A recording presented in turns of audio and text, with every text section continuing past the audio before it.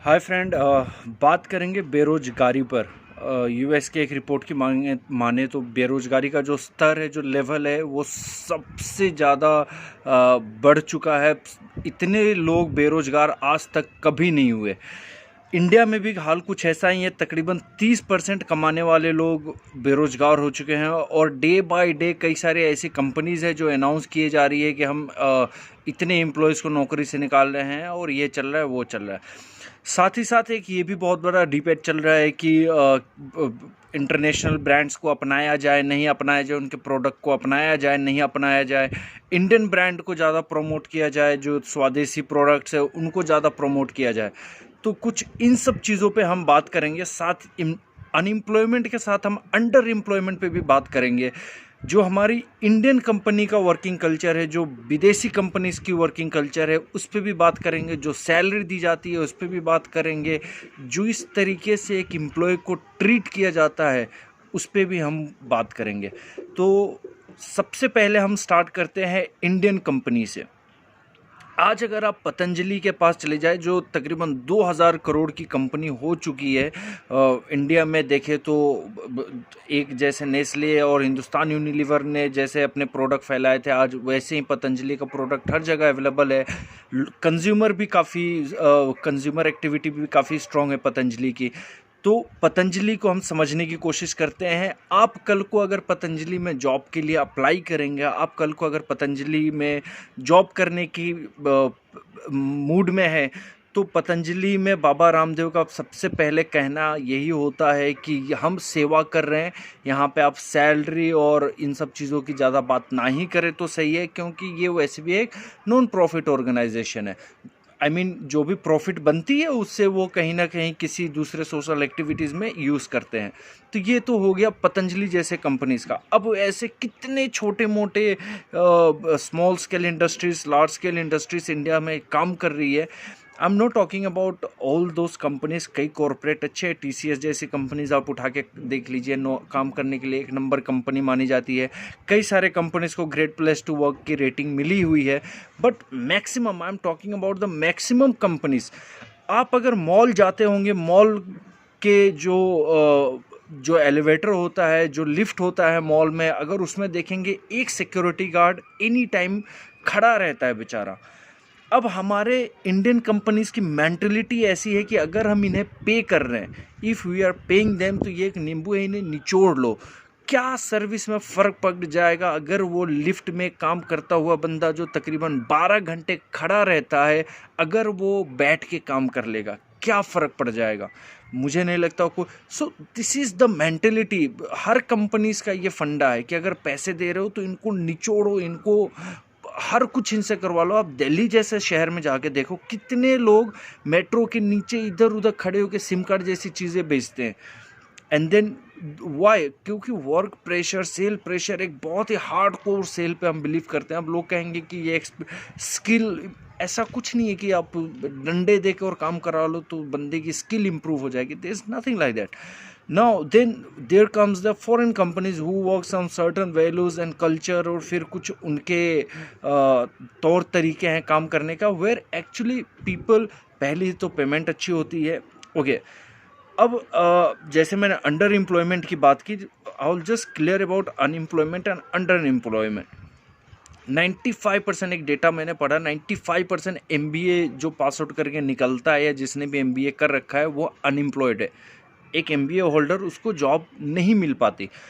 अब किसी को जॉब मिलती भी है, स्टिल पीपल वर्क फॉर 10,000 12,000। अगर सिक्योरिटी गार्ड है या हाउस कीपिंग है तो वो 8-8 9-9 हज़ार पे आज के डेट में भी काम कर रहा है। That is under employment. आप एम्प्लॉयड तो हो गए हो, बट आपकी सैलरी, आपके वेजेस इतने कम है कि आप करंट सिचुएशन, करंट जो भी इन्फ्लेमेशन रेट होता है या जो महंगाई दर होता है, आप उसको मैच नहीं कर पाते हो। आपको सर्वाइव करना मुश्किल। आई रिमेंबर मैंने ग्रेजुएशन किया था, मेरे पास तकरीबन 3-4 होटल्स के ऑफर लेटर थे। And to be very honest, कुछ होटल्स ऐसे भी थे, मैं नाम नहीं लूँगा, जिनके सैलरी पैकेज 9,000 9,500 रुपये था इन 2014।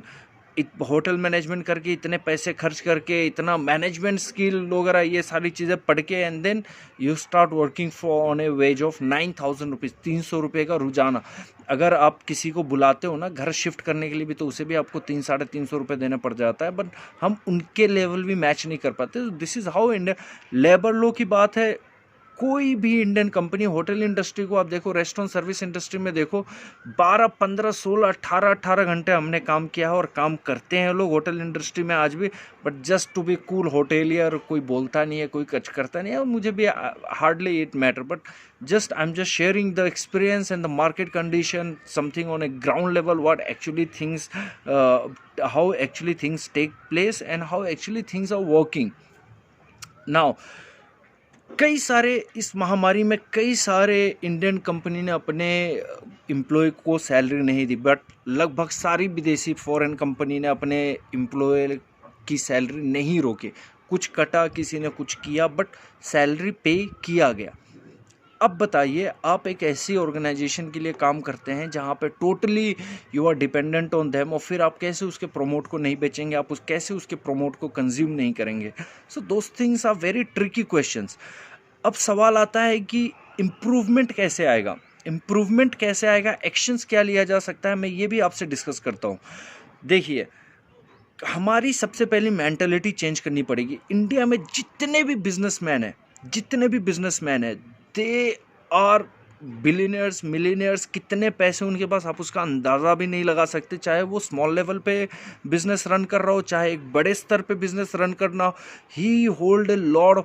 कोई भी कंपनी जो बंद होती है, जो बैंकरप्ट होती है, वो इसलिए बैंकरप्ट नहीं होती है कि वो कर्ज में चली जाए, वो इसलिए बैंकरप्ट होती है कि जितना उसने इन्वेस्टमेंट लगा रखा है उस लेवल का वो प्रॉफिट नहीं बना पा रहा है। बाकी आज विजय माल्या तो आज भी बोल रहा है कि जितने पैसे हैं कर्ज सब ले लो मेरे से, तो उतना पैसा वो होल्ड कर रखा है ना।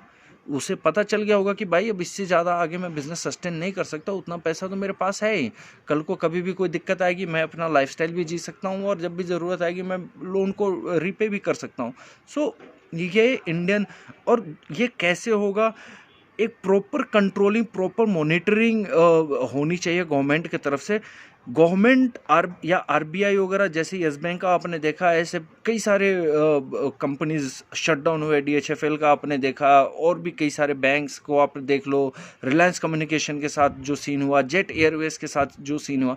गवर्नमेंट तब एक्शन में आती है जब company is on a verge of shutting down, जब कंपनी बिल्कुल ही खत्म हो चुकी है, then government start taking action. भाई पहले से क्यों नहीं अपने ऑडिट लेवल स्ट्रॉन्ग करके रखते हो? आप पहले से चीज़ों को मॉनिटर करो, पहले से चीज़ों को ऑडिट करो, ताकि आपको पता चल जाए कि हाँ भाई यहाँ है, now I can take action on it, rather than shutting it down I can do something to survive it, जैसे यस बैंक के साथ हुआ।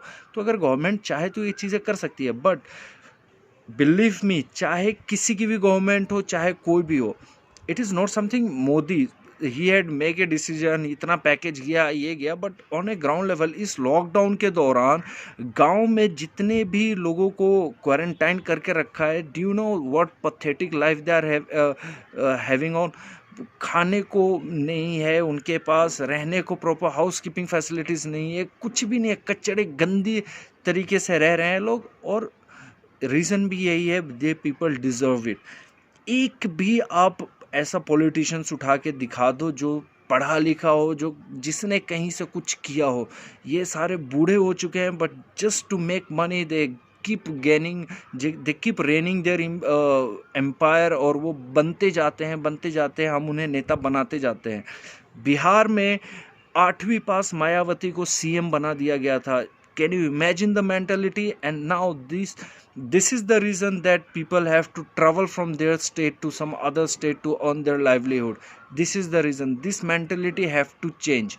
ये कहीं से तो करना पड़ेगा, कैसे होगा I don't know, but कुछ तो करना पड़ेगा। अगर आप एक 8वीं पास को sorry, that was not Mayawati, that was Rabri Devi I think। तो अगर आप एक 8वीं पास को सीएम बना देते हो, तो आप क्या एक्सपेक्ट कर सकते हो? So this was the thing जो एक्चुअली में, और एजुकेशन सिस्टम पे भी बहुत बड़ा